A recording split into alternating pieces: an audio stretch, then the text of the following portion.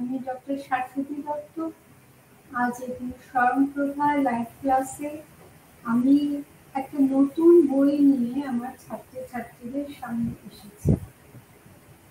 এর আগের ক্লাস পর্যন্ত আমি কি পড়িয়েছিলাম, 8টা ক্লাসে BHIE 143, সেখানে আপনারা পরিবেশ বিষয়ে একটা বিশদ আলোচনা আমি আপনাদের সামনে তুলে ধরেছিলাম এবং এই মানব সভ্যতার অগ্রগতিতে পরিবেশের যে কি ভূমিকা সেটাও আমি আপনাদের উপলব্ধি করাবার একটা প্রয়াস করেছিলাম। এই প্রসঙ্গে, পরিবেশ প্রসঙ্গে এই গত দুদিন ধরে যে ভয়াবহ একটা বন্যার চিত্র বা ভূমিকম্পের চিত্র আমরা টিভিতে দেখতে পাচ্ছি, নেপালে যে ভূমিকম্প হলো, তারপরে সিকিমে তিস্তার উপরে ক্লাউড বার্স্ট হয়ে সেই লেকের জলের থেকে তিস্তা পুরো ভাসিয়ে নিয়ে বহু মানুষ মারা গেছে, পথ ভেঙে গেছে এবং অনেক টুরিস্ট সেখানে আটকে রয়েছে। মানুষের জীবন নিশ্চিহ্ন হয়ে গেছে, বহু গ্রাম নিশ্চিহ্ন হয়ে গেছে। তাহলে এই যে পরিবেশকে আমরা ঠিক মতন রাখতে পারছি না, তার প্রভাব তো মানব সভ্যতার উপর পড়ছে। কিন্তু একবার ভেবে দেখুন, এই মানব সভ্যতা, মানবের ইতিহাস কত প্রাচীন। সে প্রাগৈতিহাসিক যুগ থেকে মানুষ একটু একটু করে নানান পরিস্থিতির মোকাবিলা করে আগুনের ব্যবহার শিখেছিল এবং তারপরে একে একে এক একটা স্টেপ গেছে আর মানুষের উন্নতি হয়েছে। প্রাগৈতিহাসিক থেকে মানুষ প্রায় ঐতিহাসিকে এসছে, প্রায় ঐতিহাসিক থেকে ঐতিহাসিক যুগে প্রবেশ করেছে। তাহলে এই যে মানুষের বিবর্তন, এই বিবর্তন কি এভাবেই থেমে যাবে? এইভাবেই কি হঠাৎ করে নিশ্চিহ্ন হয়ে যাবে? এই প্রশ্নটা আমরা অবশ্যই করতে পারি, কারণ ইতিহাস কেবল রাজা রাজরার কাহিনী, তাদের যে অন্দরমহলের রানীদের কাহিনী, যুদ্ধের কাহিনী নয়। ইতিহাস একটা সামগ্রিক একটা বিষয়। এই ইতিহাসের মধ্যে যেমন রাজনীতি আছে, যেমন অর্থনীতি আছে, সংস্কৃতি আছে, ধর্ম আছে এবং নানান ভাষা, তারপরে মানুষের যে হ্যাবিটেট অর্থাৎ মানুষের বাসস্থান, মানুষের রুচি, দৃষ্টিভঙ্গি, তার জলবায়ু, সব কিছু কিন্তু এই ইতিহাসের পেরিফেরির মধ্যে রয়েছে। কারণ এর আগের ক্লাসে আমি বলেছিলাম, পরিবেশবিদ্যাকেও বর্তমানে ইতিহাসে অঙ্গীভূত করা হয়েছে। কারণ পরিবেশকে বাদ দিয়ে মানুষ হয় না, মানুষের ইতিহাস হয় না। এই পরিবেশের প্রতিকূলতাকেই তো একটু একটু নিজের অনুকূলে এনে মানুষ এগিয়ে চলেছে। বহু যুগ থেকে তার যে যাত্রা শুরু হয়েছিল, এখনো কিন্তু সেই যাত্রা চলছে। এই যে মানুষের এতখানি যাত্রা, সুদূর অতীত থেকে, সেই গুহার যুগ থেকে মানুষের যাত্রা, এটা আমরা জানবো কি করে? এর আগে আমি জানি না ওই ক্লাসটা পেয়েছিলাম কিনা। ইতিহাস ইতিহাস কাকে বলে? ইতিহাস অর্থাৎ অতীতে যা ঘটেছে এমন। তাই যদি হয় তাহলে সেই প্রাগৈতিহাসিক যুগ থেকে যা যা বর্তমান কাল পর্যন্ত, তার জিওগ্রাফিক্যাল বলুন, তার সায়েন্টিফিক বলুন, তার এথিক্যাল বলুন, তার জুলজিক্যাল, জিওলজিক্যাল, সব কিছু, আর অর্থনীতি, রাজনীতি, গভর্নমেন্টাল যে প্রশাসনিক ব্যবস্থা, মানুষ, সেগুলো তো ইতিহাসে আছে। প্লাস ইতিহাসকে বুঝতে গেলে কিন্তু তার সেই দেশের প্রকৃতি, তার জলবায়ু, সেগুলোকে বুঝতে হবে। এই প্রসঙ্গে আমরা যদি তুজুকে বাবরি এই গ্রন্থটির কথা উল্লেখ করি, তবে আমরা কি দেখব, যে বাবর তো একজন ইনভেডার ছিলেন, চাগতাই তুর্কি। তিনি ভারত আক্রমণ করেছিলেন, তখন দিল্লি সুলতানের রাজত্বকাল। কিন্তু এই দিল্লি সুলতানের যে শেষ যে সুলতান ইব্রাহিম লোদি, তার সঙ্গে যুদ্ধে এঁটে উঠতে পারেনি। তাই এই যে প্রথম যুদ্ধে, পানিপথের প্রথম যুদ্ধে ইব্রাহিম লোদি বাবরের কাছে হেরে গিয়েছিল। অথচ এই বাবরই কিন্তু তার নিজের রাজ্য সামারকান্দ থেকে কিন্তু তিনি, তাহলে ভারতবর্ষে তিনি এত সহজে কি করে ঢুকে পড়লেন? না, এই যে ভারতের সংস্কৃতি বা ইতিহাসে প্রধান যে দুর্বলতা, সেটা হলো অনৈক্য। এবং আমির উমরাহ যারা ইব্রাহিম লোদির বিরুদ্ধে, তারাই কিন্তু আহ্বান করে নিয়ে এলো বাবরকে। যাই হোক, বাবরের এই বিজয়ের মধ্য দিয়ে কি হলো, ভারতবর্ষের মাটিতে মুঘল সাম্রাজ্যের ফাউন্ডেশন স্টোন প্রথিত হল। এই বাবর তিনি তার আত্মজীবনী তুজুকে বাবরিতে এমন এমন ঘটনার উল্লেখ করেছেন বা প্রাকৃতিক অবস্থার উল্লেখ করেছেন, ভারতের জলবায়ুর উল্লেখ করেছেন, যেগুলি ইতিহাসের সম্পদ।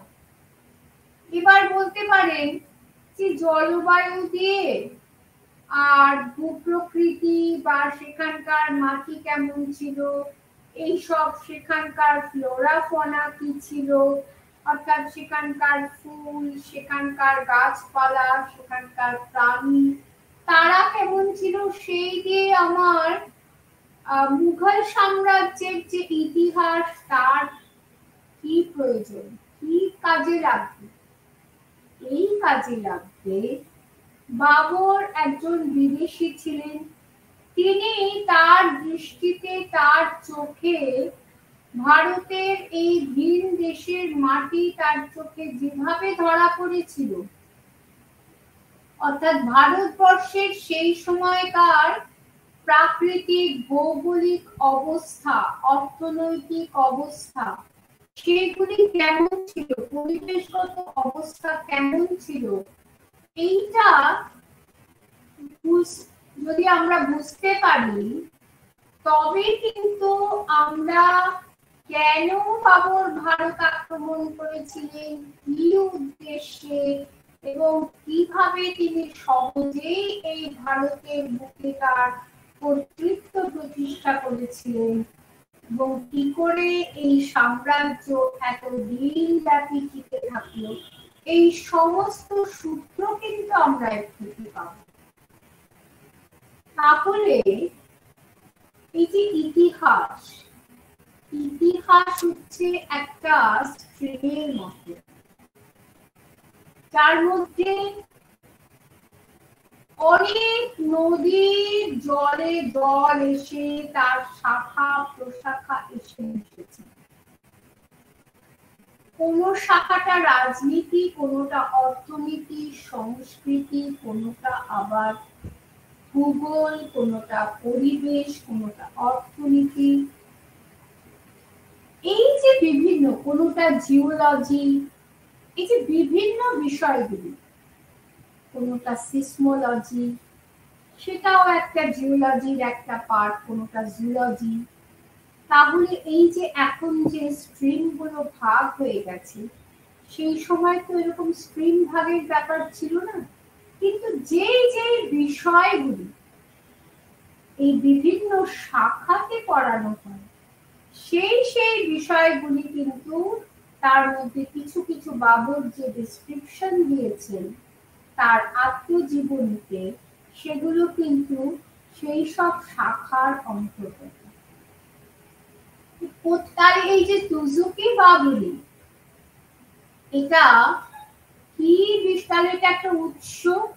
এই উৎস থেকে আমরা মুঘল ইতিহাস সম্পর্কে অনেকটা জানতে পারছি। বাবর এবং তার সমকালীন ভারতবর্ষ এবং বাবর যেখান থেকে এসেছিলেন, সেই তার ছোটবেলাটা, সব কিছুই কিন্তু আমরা জানতে পারছি। এইটাকে কি আমরা কি উপাদান বলবো? যেহেতু এটা লিখিত উপাদান, তাহলে এটাকে আমরা সাহিত্যিক উপাদানের পর্যায়ে ফেলব। এই যে ইতিহাস, এই ইতিহাস কেবল অতীতের কথাই বলে না, ইতিহাস বহমান। ইতিহাস ভবিষ্যতের সঙ্গে অতীতকে লিঙ্ক করে, তার মাঝখানেতে দাঁড়িয়ে আছে বর্তমান। অর্থাৎ বর্তমানের প্রেক্ষাপটে দাঁড়িয়ে যদি ইতিহাসকে আমরা আলোচনা করি অতীতে, তাহলে অতীতের অনেক ভুল ত্রুটি আমরা বর্তমানে শোধরাতে পারি, সংশোধন করতে পারি। আবার ইতিহাসকে ভবিষ্যতের একটা নির্দেশিকা বা গাইডলাইনও বলা যায়। কিরকম গাইডলাইন? না, যে ভুল আমরা অতীতে করেছিলাম, সেই ভুলটা যদি আমরা সংশোধন করতে পারি, তাহলে আমাদের অতীতটা থেকে শিক্ষা নিয়ে আমরা আমাদের ভবিষ্যৎকে অনেক বেশি সুন্দর করে তুলতে পারবো, অনেক বেশি সুরক্ষিত করে তুলতে পারবো। তাহলে এখন যা যা অঘটন ঘটে চলেছে, যা হচ্ছে সবই ইতিহাস। আগের মুহূর্তে যা ঘটে গেছে, সিকিমে যা ঘটে গেছে, সেও এখন ইতিহাস হয়ে গেছে। তাহলে সেখান থেকে শিক্ষা যদি আমরা নিতে পারি, নিয়ে যদি আমরা এইটার থেকে বেরোবার রাস্তা তৈরি করতে পারি, এবং এই যে ভুল এখানে হয়েছে, সেই ভুল যাতে বারংবার যাতে রিপিট না হয়, বারবার আমরা যদি সেই ভুল যাতে না করি, তার এই পথটা অনুসরণ করলে ভবিষ্যতে আশা করা যায় ভবিষ্যতের প্রজন্ম, ভবিষ্যতের ইতিহাস অনেক বেশি সুরক্ষিত থাকবে। আর এর অন্যথা করলে ইতিহাস একদিন ধ্বংস হয়ে যাবে। মানবই যদি ধ্বংস হয়ে যায়, তাহলে তার সভ্যতার কি হবে? মানুষকে নিয়েই তো এই সভ্যতা। এই যে এত দিন ধরে আমাদের ইতিহাস চলে আসছে, ভারতবর্ষের কথাই ধরি। ভারতবর্ষে প্রথমে যখন প্রায় ঐতিহাসিক যুগে, আমি আপনাদের জাস্ট একটা সিকোয়েন্সটা তুলে ধরছি। প্রায় ঐতিহাসিক যুগে আমরা হরপ্পা সভ্যতা দেখেছি। সেটা ব্রোঞ্জ কপার এজ বা এটাকে ব্রোঞ্জ এজও বলা যায়। তার আগের এজটাকে বলে তাম্র প্রস্তর যুগ। এরপরে আসছে আর্যদের আগমন হচ্ছে এই ভারতের দিকে, এবং এই সভ্যতার শেষ দিকেই কিন্তু কি হচ্ছে না, আয়রনের আবিষ্কার হচ্ছে। এই আয়রনের আবিষ্কার আমাদের সভ্যতাকে আরো এগিয়ে নিয়ে যাচ্ছে, এবং এই যে আর্যদের যে ইতিহাস তা আমরা প্রত্যেকে জানতে পারছি না, যেই পুস্তকগুলি, যেই সাহিত্য, বৈদিক সাহিত্য ঋক, সাম, যজু, অথর্ব এবং তার সম্বন্ধীয় ব্রাহ্মণ্য, আরণ্যক, উপনিষদ, এগুলো সব সংস্কৃতে লেখা হয়েছিল। এই যে এখানে Indo Persian histories and Persian literary tradition, এইটায় আসতে গেলে আমাদের একটু আগের কথা বলতেই হবে। তাহলে সেই সময় প্রচুর সংস্কৃত গ্রন্থ রচিত হলো, সবই সংস্কৃত ছিল, এই যে ঋক, সাম, যজু, অথর্ব, বৈদিক। এবং একটা কথা বলে রাখি যে এই বেদ কিন্তু তখন রচিত হয়নি, তখন কানে শুনে শুনে তার ধারাটি কন্টিনিউড ছিল, সেই জন্য বেদের আরেক নাম শ্রুতি। বলা হয় গুপ্ত যুগেই নাকি এগুলি সব গ্রন্থাকারে, পুরাণ বলুন, বেদ বলুন, সব কিছু গ্রন্থের আকারে নথিভুক্ত হয়েছিল। তাহলে আস্তে আস্তে কি হচ্ছে, আমরা যদি বর্তমান টেকনোলজির সঙ্গে তুলনা করি তাহলে সেই সময় মনে হবে কোনো টেকনোলজি ছিল না, কিন্তু প্রত্যেকটা যুগের কিন্তু একটা নিজস্ব টেকনোলজি আছে। সেই টেকনোলজিকে কাজে লাগিয়েই কিন্তু তারা তাদের এই সমস্ত পুঁথি পত্রাদি সেগুলো সব সংরক্ষণ করেছিল। এরপরেই আসছে পরবর্তী বৈদিক যুগ, তারপরে ষোড়শ মহাজনপদের যুগ, এবং এই ষোড়শ মহাজনপদে আমরা কি দেখছি, যে 16টি মহাজনপদ হয়ে উঠছে, এবং এই সময়কালে কিন্তু প্রতিবাদী আন্দোলন রূপে বৌদ্ধ ধর্ম, জৈন ধর্মের প্রভাব বৃদ্ধি পাচ্ছে, এবং এই যে ষোড়শ মহাজনপদের মধ্যে কাশী, কুশল, অঙ্গ, মগধ তারা শক্তিশালী হয়ে উঠছে, এবং তার মধ্যে মগধ হচ্ছে সব থেকে বেশি শক্তিশালী হয়ে উঠছে, এবং ক্রমান্বয়ে সেই একেবারে নন্দ বংশ থেকে তারপরে মৌর্য এলো, সে কন্টিনিউয়াস এই মগধ কিন্তু পূর্ব ভারতের একটা প্রাণ শক্তির কেন্দ্র ছিল, এবং এইটা আমরা দেখতে পাচ্ছি একেবারে গুপ্ত যুগ পর্যন্ত।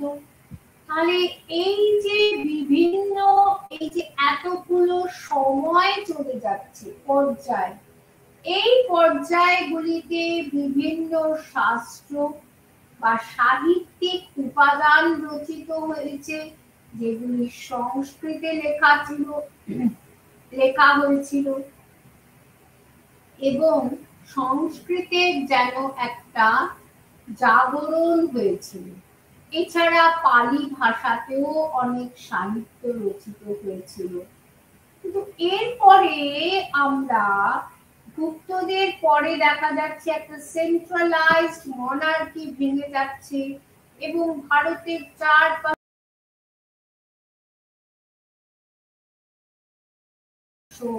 থানেশ্বর কনৌজে রাজত্ব করতেন, এবং আমরা হর্ষবর্ধনের নাম পাচ্ছি। তারপরে আমরা বাংলাতে আমরা শশাঙ্কের নাম পাচ্ছি, আমরা তারপরে বাংলার শেষের দিকে আমরা পাল বংশ, সেন বংশের নাম পাচ্ছি।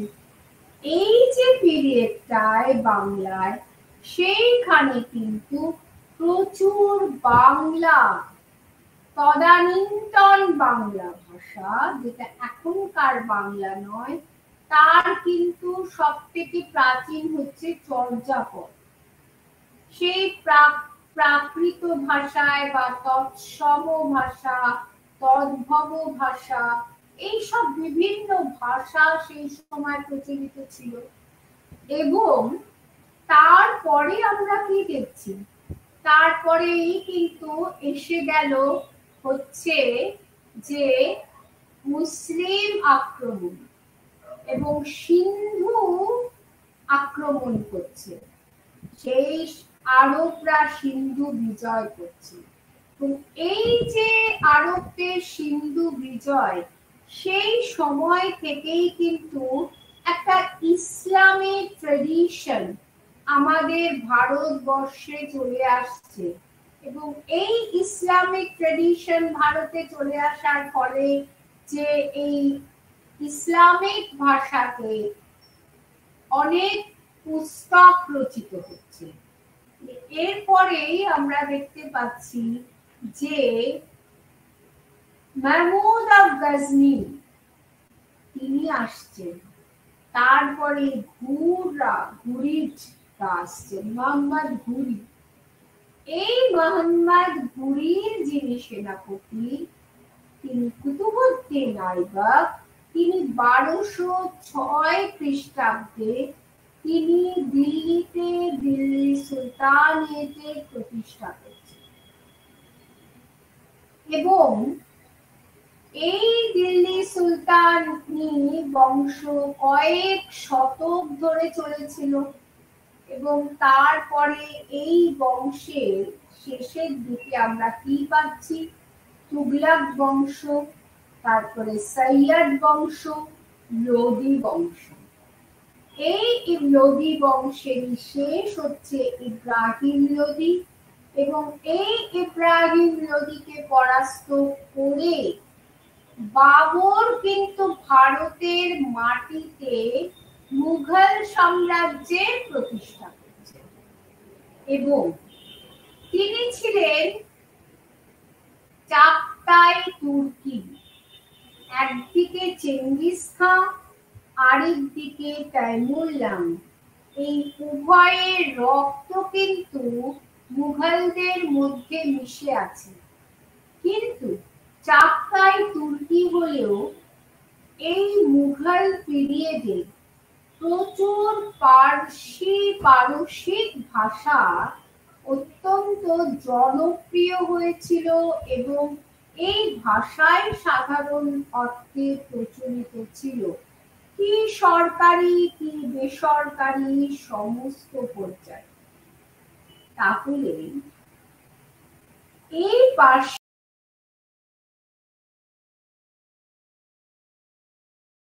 একটা যেটা প্রভাব আমরা দেখব, যে এই ভাষায় প্রচুর পরিমাণে নিরপেক্ষ ইতিহাস রচনা হয়েছিল এবং নিরপেক্ষ সাহিত্য রচনা হয়েছিল।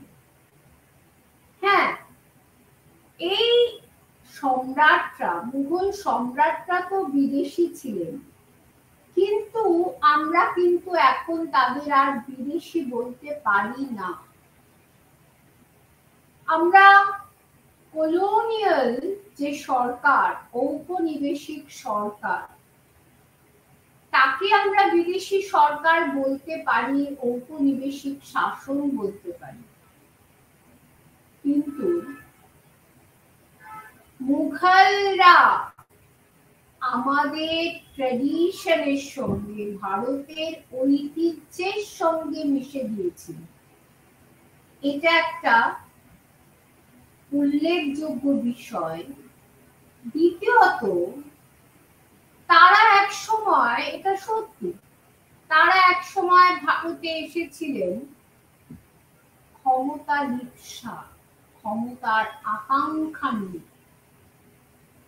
কিন্তু তারপরে এদেশে রাজত্ব করতে করতে এদেশের সংস্কৃতি বা কালচারকে তারা ইনভাইট করে নিয়েছিলেন, নিজেদের মধ্যে তারা আত্মীকরণ করেছিলেন এবং এই আত্মীকরণ করার ফলেই কিন্তু ইন্দো পার্সিয়ান যে স্টাইল অফ রাইটিং তার সৃষ্টি হলো। অর্থাৎ আমরা কি দেখছি, আমরা সেই দেখেছিলাম কনিষ্কের সময়, কুষাণদের সময় কুষাণরা ভারতীয় স্টাইল এবং সেন্ট্রাল এশিয়ার যে স্টাইল সেটাকে কিন্তু তাদের স্থাপত্যের কাজে লাগিয়ে একটা স্থাপত্য কীর্তি, নতুন একটা স্থাপত্য কীর্তি তৈরি করেছিল। তাহলে তার মানে কি, যে শাসক, সেই শাসক কিন্তু যদি অনুপ্রেরণা না দেয়, পৃষ্ঠপোষকতা না করে, তবে কি সে তার শাসনকালে যে সকল সাহিত্যিক আছেন বা লেখক ছিলেন তাদের কি ক্ষমতা হতো এই ধরনের নিরপেক্ষ ইতিহাস রচনা করতে? তারা তো ইউলজিক্যাল রচনাই করত। এবং একটা সময় ছিল, আমরা যদি এই হিন্দু রাজাদের সময়কালে আমরা যাই, আমরা যদি বাণভট্টের হর্ষচরিতের কথা বলি, সেখানে আমরা কি দেখছি যে বাণভট্ট তিনি ছিলেন হর্ষের সভাকবি। সুতরাং যেহেতু তিনি হর্ষের থেকে পৃষ্ঠপোষকতা লাভ করতেন, তাই তিনি হর্ষের সব ভালো কথা লিখে গেছেন।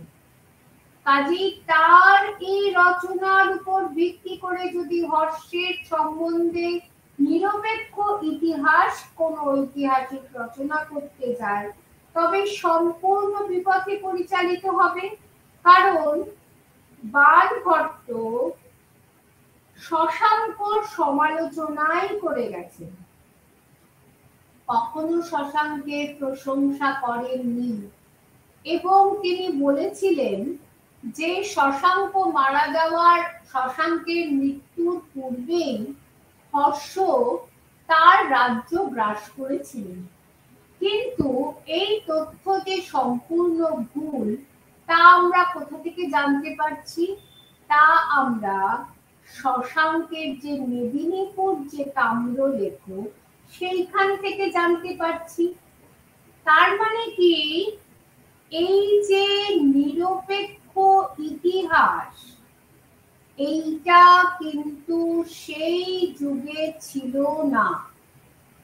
এবং সেই কারণেই বলা হয় কল্পনের রাজতরঙ্গিনীকে প্রথম ঐতিহাসিক সাহিত্য বলে গ্রহণ করা হচ্ছে।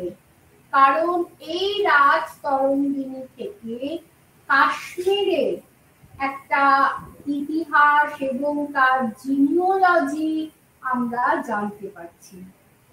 whereas আমরা যদি দিল্লি সুলতানেটের সময় আসছি, তাহলে আমরা কি দেখছি?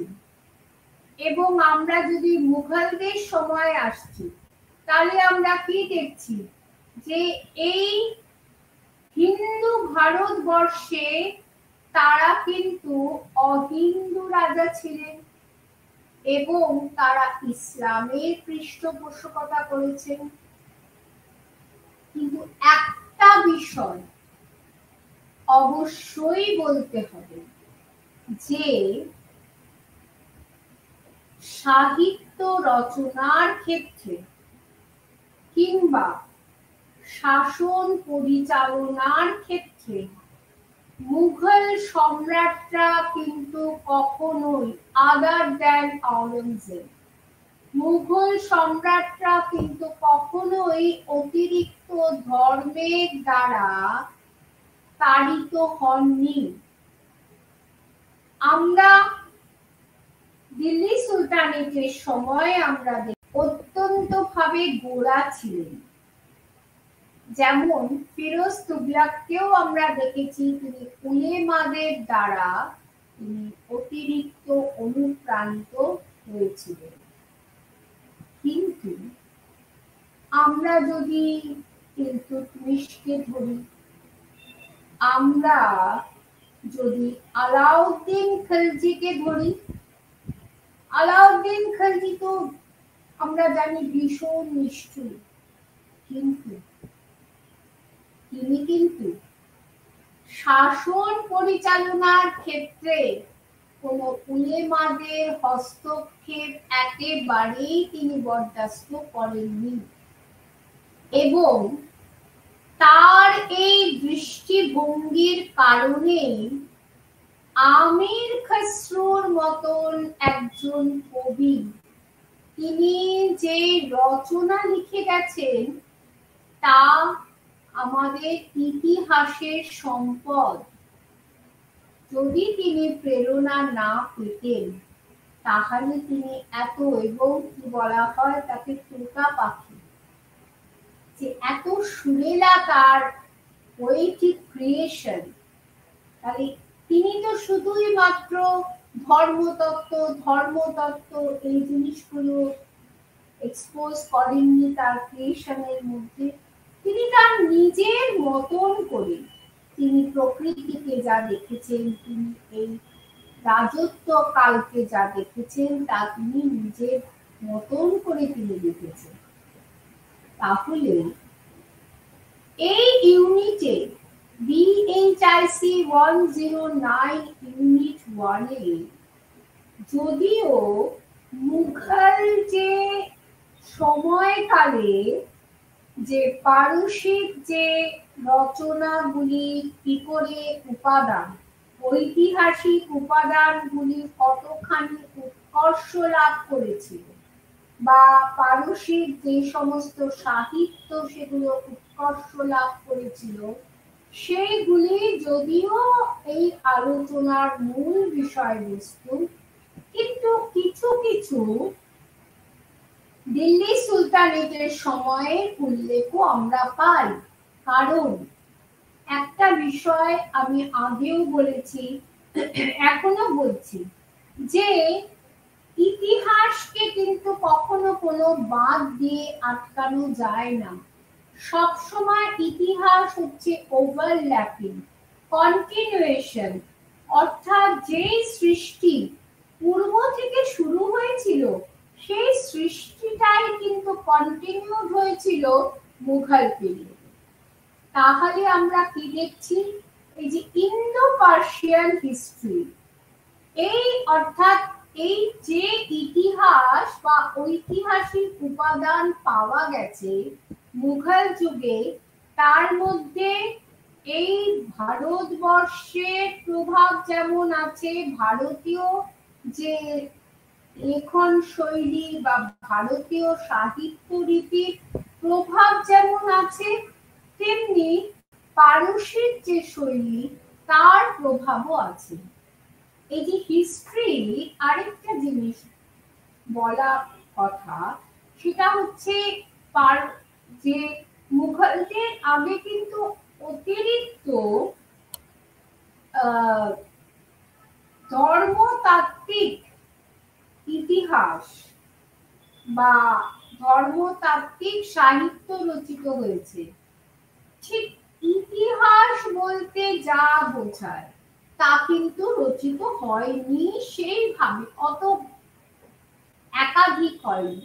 তবে আমরা নিশ্চয়ই মিনহাজুস সিরাজের তাবাকাতি নাসিরির কথা বলবো, আমরা জিয়াউদ্দিন বারানির নাম করব, অর্থাৎ এই যে কিছু কিছু আমরা আমির খসরুর নাম করব, কিছু কিছু ক্রিয়েশন আমরা দেখতে পাচ্ছি যেটা আরো বেশি বা সেকুলার, এক কথায় বলা যায় নিরপেক্ষ।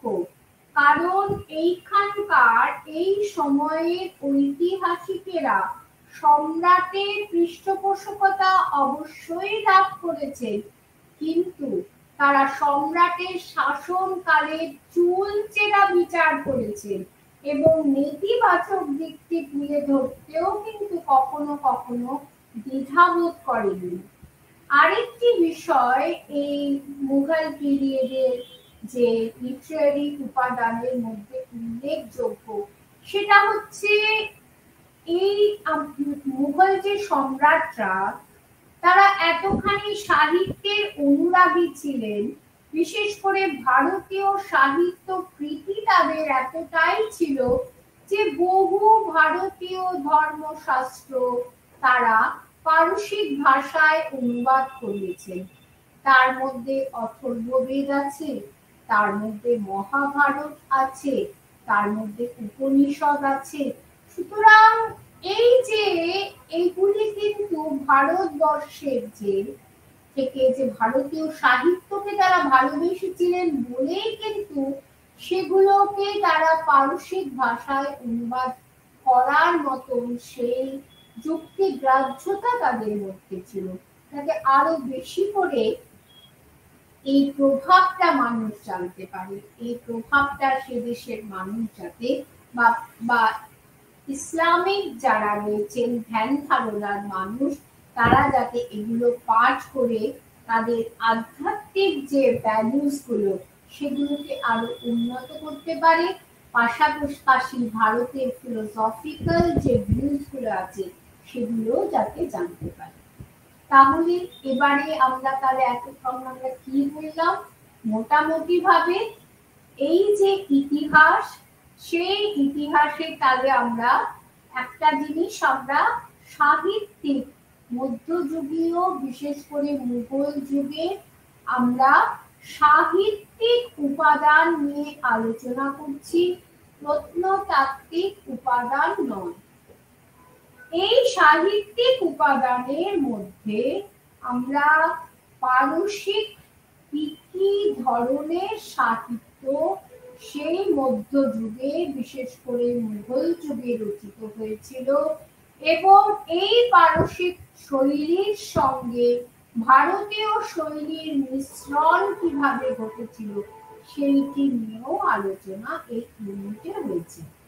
তাহলে আমরা কিন্তু মধ্যযুগের ইতিহাস বলতে আমরা দিল্লি সুলতানের শাসনকাল এবং মুঘল যুগের ইতিহাস দুটোই বুঝি, এবং আমরা জানি ইতিহাস রচনার উৎস সাহিত্যিক ও প্রত্নতাত্ত্বিক। তবে এই যে ইউনিটে প্রধান বিচার্য বিষয় হচ্ছে সাহিত্যিক উপাদানের মধ্যে পারসিক সাহিত্যিক উপাদান।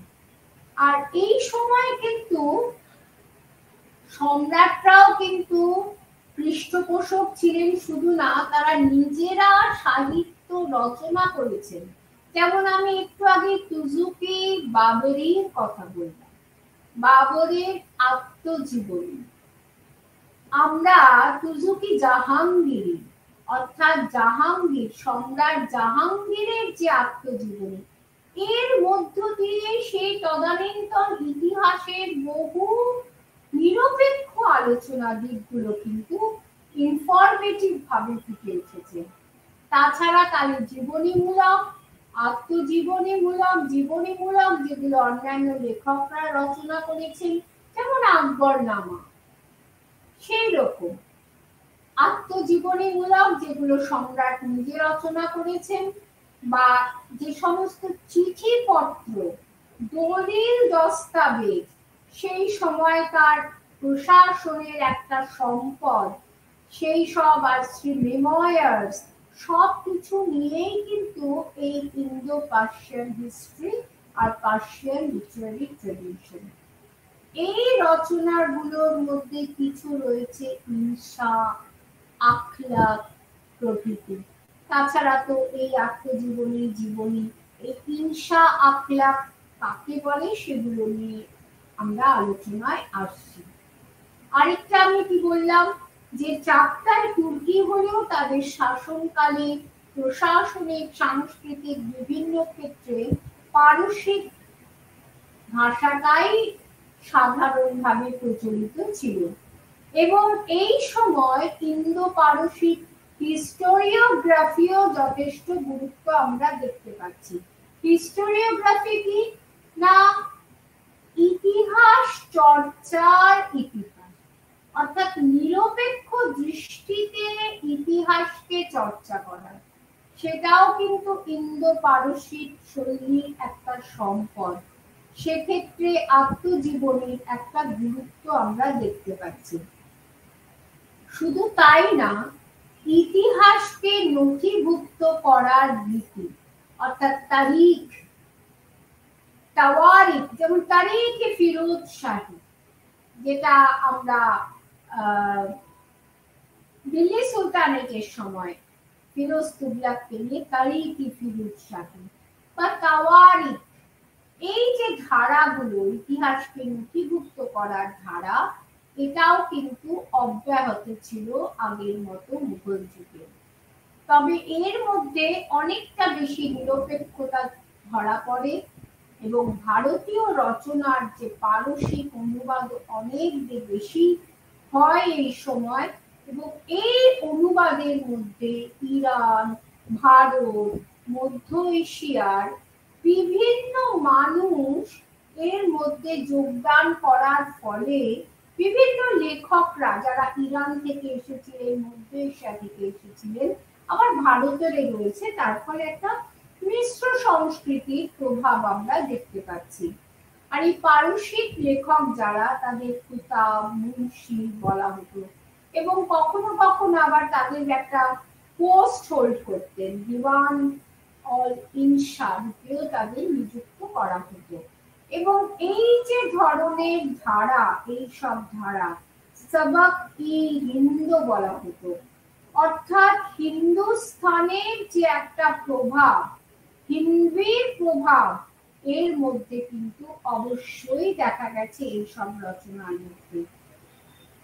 আর এই 1600 শতকের যে রচনাগুলো লেখা হয়েছিল, তার বৈশিষ্ট্য কি, যে কাপড়ের উপর, এটি হাতে তৈরি কাপড়ের উপর লেখা হতো, এবং তার যে লেখার যে স্টাইলটা বা ক্যালিগ্রাফিটাও ছিল অসাধারণ। গজনির সুলতানরা যখন ক্ষমতায় আসেন, গজনভিদ সুলতান যখন প্রতিষ্ঠিত হয়, পারসিক রচনা রীতির যথেষ্ট পৃষ্ঠপোষকতা তারা করেছিলেন, এবং তাদের পৃষ্ঠপোষকতায় যে পার্সিয়ান ভাষার প্রচলন হয়, তা ইতিহাসে নিউ পার্সিয়ান ভাষা নামে পরিচিত। এই যে গজনিরা, তারা কিন্তু সামানিকদের থেকে এর দ্বারা প্রভাবিত হয়েছিলেন, এবং সামানিকদের পৃষ্ঠপোষকতায় বেশ কিছু কবি পারসিক ভাষায় নানান রচনা লিখে সমৃদ্ধ করে গেছেন ইতিহাসকে। তার মধ্যে বালামি রচিত তারিক আল রসুল ওয়াল মালিক, ফিরদৌসি শাহনামা প্রভৃতি। সপ্তম ও অষ্টম শতকে এই অনুবাদ রচনায় জোয়ার আসে, এমনকি মঙ্গল আক্রমণের যে বিভীষিকা, অর্থাৎ আমরা জানি যে ইলতুৎমিশের সময়ে কিন্তু চেঙ্গিস খান তিনি ভারতে একটা আক্রমণের একটা অ্যাটেম্পট নিয়েছিলেন। জালালউদ্দিন মংবার্নিকে যদি তিনি জায়গা দিতেন, তবে চেঙ্গিস খান ভারতকে তছনছ করে দিতেন। সেই মঙ্গল আক্রমণের বিভীষিকাকে উপেক্ষা করেও কিন্তু 1300 আর 1400 শতকেও পারসিক ভাষা কিন্তু একইভাবে অব্যাহত থাকে তার পৃষ্ঠপোষকতা। গাজনভির যুগে অন্যান্য যে রচনা এই পারসিক ভাষায় রচিত, তার মধ্যে বৈহাকি, তারিখি বৈহাকি, আবু রাইহ আল বিরুনির কিতাব আল হিন্দ, লাহোরে সুফি সর শেখ আলী বিন উসমান হুজুরি জুলাবি রচিত কাসফ আল মাহজুব প্রভৃতি বিশেষ গুরুত্বপূর্ণ। এবং কালক্রমে দেখা গেল লাহোর হয়ে উঠল পারসিক সাহিত্যের এক উল্লেখযোগ্য কেন্দ্র, এবং এই পারসিক সাহিত্যের মধ্যে তৎকালীন সমাজ সংস্কৃতির একটা গভীর প্রতিফলন দেখতে পাওয়া যায়। তাহলে এই সাহিত্যগুলো যদি ইতিহাসের দৃষ্টিভঙ্গিতে চুলচেরা বিচার করা যায়, তবে সেই সময়ের ইতিহাস সম্পর্কে অনেক তথ্য জানা যাবে। এছাড়া দিল্লি সুলতানদের সময় বিভিন্ন ধরনের গদ্য সাহিত্যের বিকাশ হয়। সাজরা, আখলাক, নসিহত মানে পরামর্শ, চিঠি, আখলাক, আখলাক মানে হচ্ছে যে ন্যায় নীতি বিষয়ে চিঠির সংকলন বা মাকতুবাত প্রভৃতি। ভারতের পারসিক সাহিত্য ধারার যে ঐতিহ্য তাকে পার্শ্ব ইসলামিক ধারা, অর্থাৎ ইসলামিক যে রীতি আগে থেকে প্রচলিত ছিল সুলতানেতের সময়টাতে, তার সঙ্গে পার্সীয় ধারার মিশ্রণ হলো। এর মাধ্যমে ইসলাম পূর্ব ইসলামিক উভয় ধারা বিষয়ে সচেতনতা প্রকাশ পেয়েছে। অর্থাৎ ইসলাম যখন এদেশে আসেনি তার আগের বিষয়গুলো কিন্তু সেই সময়কার পরবর্তীকালে লেখকরা তার উপরেও কিন্তু যথেষ্ট গুরুত্ব দিয়েছেন। তাই তো অথর্ব বেদ, তাই তো মহাভারতের অনুবাদ হয়েছে। এই ধারার উৎকৃষ্ট উদাহরণ ফখর-ই-মুদাব্বির রচিত সাজারাহা-ই-আনসাব। এখানে একটা বিরাট একটা জিনিওলজি জানা গেছে। সেই আদম যে প্রাচীন পুরুষ, তারপর থেকে যত ইতিহাস, ঐতিহাসিক মানুষ এসেছে একেবারে ঘুরি পর্যন্ত একটা ১৩৯টি বংশলতিকা এখানে উল্লেখ করা হয়েছে। এবং মুইজউদ্দিন মোহাম্মদ বিন শামসের পৃষ্ঠপোষকতাতেই এটা সম্ভব হয়েছিল। আর ঐতিহাসিক জিয়াউদ্দিন বারানীর নামও বিশেষ উল্লেখযোগ্য। তার তারিখে ফিরোজ শাহী পয়গম্বরটা কিন্তু ধর্মমূলক একটা গ্রন্থ, ঐতিহাসিক গ্রন্থ। পয়গম্বর মোহাম্মদ এবং তার বাণীকে উপলব্ধি করতে একটা অনবদ্য উপাদান। তাছাড়া তার ফতোয়া-ই-জাহাঙ্গীরি, সেটাও ইসলামিক ও পারসিক ঐতিহ্যের একটা মিশ্রণ বলা যায়।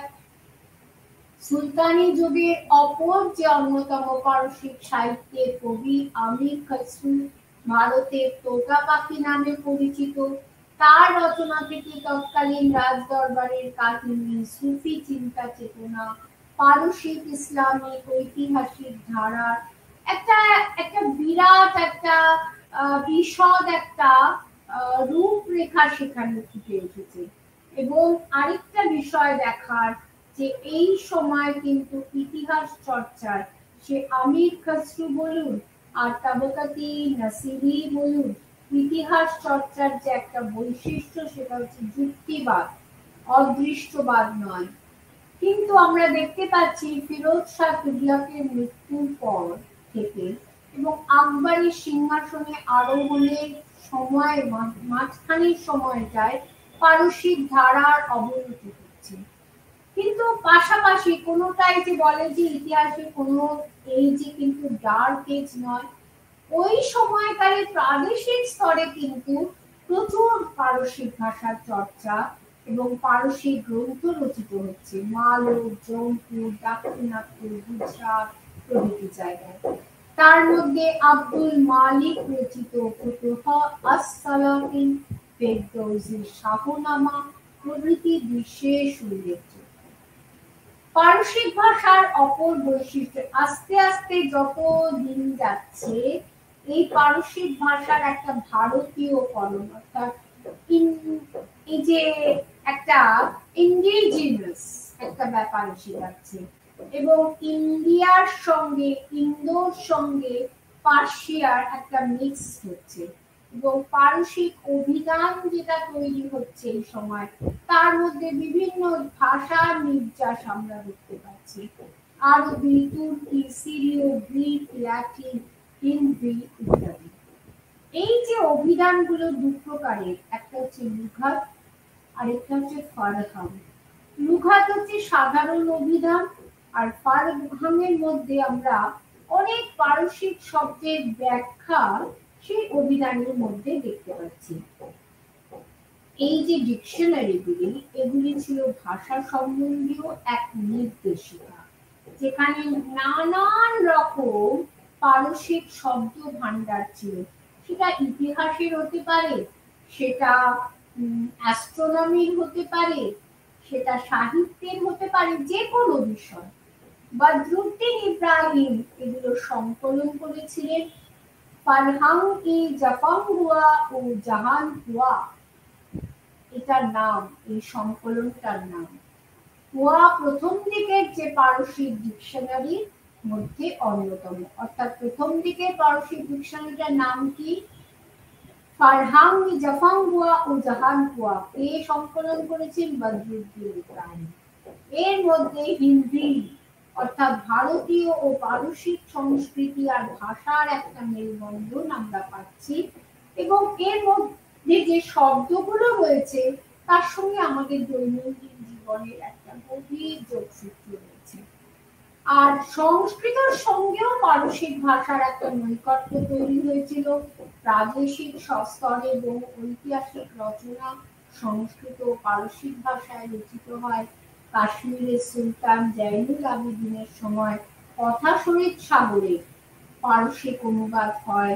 তাছাড়া পারসিক গ্রন্থ জামানান মামলার সংস্কৃতে অনুবাদ হয়, এবং এটি করেছিলেন হচ্ছে জনৈক বিদ্যানিলয় নামক এক ব্যক্তি, ফিরোজ শাহের দরবারে ছিলেন। আর এই মুঘল যুগে তো বললামই পারসিক শৈলীর আরো বিকাশ হচ্ছে, এবং বাবরের সময় থেকে যার সূত্রপাত হচ্ছে, আকবরের সময়কাল ছাড়িয়ে তা আরো অব্যাহত থাকছে। জৈন খানে তুজুকি বাবরি, খানুমিরে কানুন হুমায়ুন, মুন্নালারে তারিকি শাহ আলম প্রভৃতি বিশেষ উল্লেখযোগ্য। বাবরের সময় তো সব থেকে বেশি পারসিক গ্রন্থ রচিত হয়েছিল। খাজা নিজামুদ্দিন আহমদের তাবাকাত-ই-আকবর, বাদায়ুনি মুনতাখাব ও তাওয়ারিখ, মোহাম্মদ আরিফ কান্ধারি রচিত তারিখ-ই-আকবর শাহ। বাদায়ুনি তার গ্রন্থে সমুক্তিদিন থেকে আকবর পর্যন্ত মুঘল রাজত্বের বিভিন্ন দৃষ্টিকোণ বিষয় বিশ্লেষণ করেছেন। তিনি কিন্তু আকবরের এই দিনইলাইকে মোটেই ভালো চোখে দেখেননি। তিনি বলেছিলেন যে আকবর ইসলামকে ছোট করছেন। যাই হোক, এই আত্মজীবনীমূলক এবং জীবনীমূলক সাহিত্যিক রচনাগুলো পারসিক ভাষার একটা সম্পদ মুঘল সাহিত্যে, এবং এর থেকে তৎকালীন ভারত তার রাজনীতি, সমাজ, সংস্কৃতি সম্পর্কে জানতে পারা যায়। তার মধ্যে বাবর নামা, গুলবাদন বেগমের হুমায়ুন নামা, তিনি বাবরের কন্যা ছিলেন, তিনি হুমায়ুন নামা প্রভৃতি বিশেষ উল্লেখযোগ্য। আকবরের রাজত্বকালে আরেকজন ব্যক্তিত্ব ছিলেন আবুল ফজল, তিনি আকবরের সুহৃদ ছিলেন এবং নিরপেক্ষ ধ্যান ধারণার জন্য তিনি পরিচিত ছিলেন। আকবর তাকে খুব ভালোবাসতেন, তার সেইটাতে জেলাস হয়ে সেলিম তাকে হত্যা করেছিল। তাই আকবর দুঃখ করে বলেছিলেন, তুমি তো সিংহাসনের লোভে আমাকে হত্যা করতে পারতে, কেন আবুল ফজলকে কেন করবে? তার অমর সৃষ্টি আকবর নামা আইনি আকবরী, এবং সম্রাট আকবরের রাজসভায় ৮১-রও বেশি কবির উপস্থিতি ছিল। ফৈজি নল দমন মারকাজি আজওয়ার রচনা করেন। এই নল দময়ন্তী সংস্কৃত রচনা, তার ছায়া অবলম্বনে তিনি নল দমন করেন। তার দিওয়ান, গজল, মসনবী প্রভৃতি উল্লেখযোগ্য।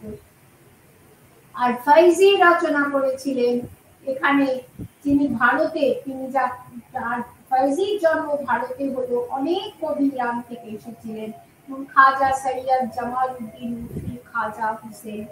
পারসিক রীতির অপর উদাহরণ ইনসা, নবিসি বা প্রশাসনিক স্তরের যে আদেশনামা, পত্রাদি, খসড়া, তার মধ্যে অনেক আছে। খাজা জাহান মোহাম্মদ গাওয়ানি, মঞ্জুরুল ইনসাফ, হাকিম ইউসুফি, বাদল ইনসা প্রভৃতি।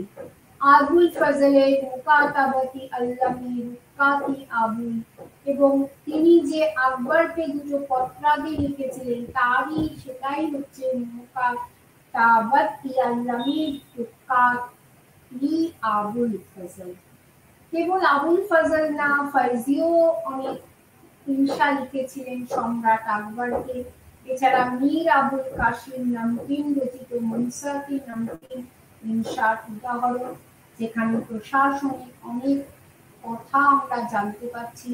তাছাড়া সরকারি ঘোষণা, নির্দেশনামা, ফরমান, ওয়াকফনামা প্রভৃতি যথেষ্ট গুরুত্বপূর্ণ ছিল পারসিক সাহিত্যে।